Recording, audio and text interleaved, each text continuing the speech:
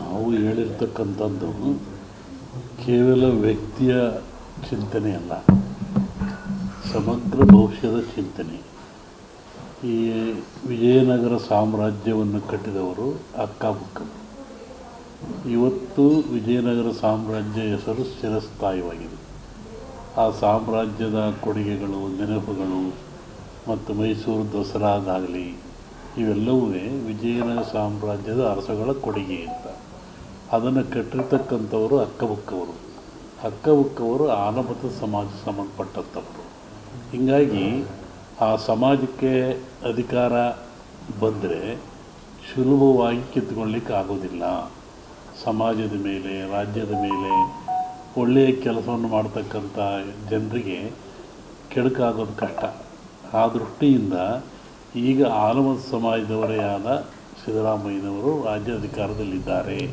ಹಾಗಾಗಿ ಅವರಿಂದ ಅಧಿಕಾರ ಕಿತ್ತುಕೊಳ್ಳೋದು ಕಷ್ಟ ಅನ್ನತಕ್ಕಂಥ ಒಂದು ಸಾಮಾನ್ಯ ಭವಿಷ್ಯ ಜ್ಞಾನವನ್ನು ವಿಜಯನಗರ ಸಾಮ್ರಾಜ್ಯದ ವಿಚಿತ್ರ ಇಟ್ಟುಕೊಂಡು ಹೇಳಿರ್ತಕ್ಕಂಥದ್ದು. ಮತ್ತು ಬೇರೆಯವರು ಅದೆಲ್ಲ ಮಾಡಿಲ್ಲ ಅಂತಲ್ಲ, ಬೇರೆ ಸಮಾಜ ಅಷ್ಟಕ್ಕಿಂತ ಹೆಚ್ಚಾಗಿ ಮಾಡಿದ್ದಾರೆ. ಆ ಸಮಾಜದ ಬಗ್ಗೆ ನಮಗೆ ಯಾವುದೇ ಬೇರೆ ಅಭಿಪ್ರಾಯವೇನಿಲ್ಲ. ನಮಗೆ ಕಂಡಂಥ ಉದಾಹರಣೆಗಳು, ತಿಳ್ತಕ್ಕಂಥ ಚಿಂತನೆಗಳ ಮುಖಾಂತರವಾಗಿ ಹಿಂದೆಯೂ ನಾನು ಸಿದ್ದರಾಮಯ್ಯನವರಿದ್ದಾಗ ಹೇಳಿದ್ದೆ, 5 ವರ್ಷ ಆಳಿದರು, ಯಾರೂ ಕಿತ್ಕೊಳ್ಳೋಕ್ಕಾಗಲಿಲ್ಲ. ಇನ್ನೆಲ್ಲ ಸಮಾಜದವರು ಮುಗಿಸಲಿಲ್ಲ. ಅರಸವರು ಅಲ್ಲಾಳರು 9 ಪಟ್ಟ, ಗೊಲ್ಲಾಳರು 9 ಪಟ್ಟ, ಅಲ್ಲಾಳ, ಬಲ್ಲಾಳ, ಗೊಲ್ಲಾಳ ಅಂತ ಕರೀತಾರೆ. ಅಲ್ಲಾಳರು ಅಂದರೆ ಮಹಮ್ಮದೀಯರು, ಈ ದೇಶವನ್ನು 9 ಪಟ್ಟ ಆಳಿದರು. ಬಲ್ಲಾಳರು ಪಾಳೆಗಾರರು, ಪಾಳೆ ಪಟ್ಟುಗಳು, ಇವೆಲ್ಲ 9 ಪಟ್ಟ ಆಳಿದರು.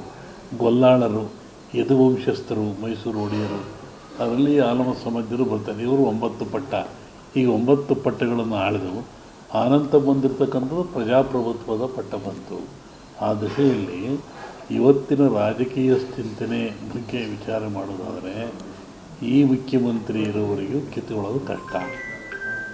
ಯಾಕೆ ಅಂದರೆ ಸಾಮಾಜಿಕ, ಧಾರ್ಮಿಕ ಒಂದು ಹಿನ್ನೆಲೆ ಇದೆ. ಆ ದೃಷ್ಟಿಯಲ್ಲಿ ಹೇಳಿದೀವಿ ಹೊರತು ಡಿ ಕೆ ಶಿವರ ಬಗ್ಗೆ ಆಗಲಿ, ಮೊಯ್ಲೂರ ಬಗ್ಗೆ ಆಗಲಿ ಅಭಿಪ್ರಾಯ ಒಳ್ಳೆಯ ಅಭಿಪ್ರಾಯ ನಮಗಿದೆ. ನಮಗೆ ಅವರು ಬೇಕಾದವರೇ. ಅದನ್ನು ನಾನು ಸ್ಪಷ್ಟಪಡಿಸಿಲ್ಲ.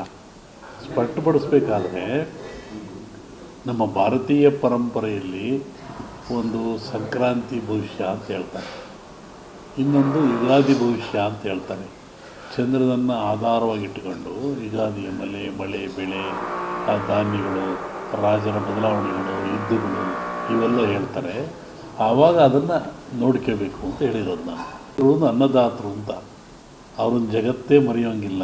ಅನ್ನವನ್ನು ಕೊಡುವಂಥವೇ ಅವರು, ಭೂಮಿಯನ್ನು ಉಳುವಂಥವೇ ಅವರು. ಅದರಲ್ಲಿ ಹಾಗೆ ಇದಕ್ಕೆ ಜಾತಿ ಲೇಪನ ಹಂಚೋದು ಬೇಡ.